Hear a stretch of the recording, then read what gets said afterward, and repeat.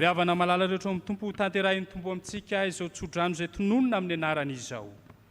Andriamanitry ny fiadanana ny amasina nareo samy ho tanteraka, ka aoka arovana avokoa ny fanahinareo sy ny ainareo ary ny tenanareo tanteraka tsy anatsiny amin'ny fiavian' Jesosy Kristy tompontsika.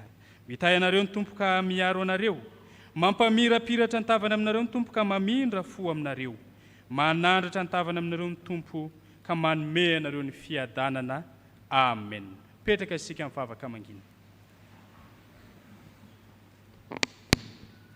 Ho an'Andriamanitra ririny ny voninahitra amin'ny anaran'ny Ray sy ny Zanaka ary ny fanahy masina.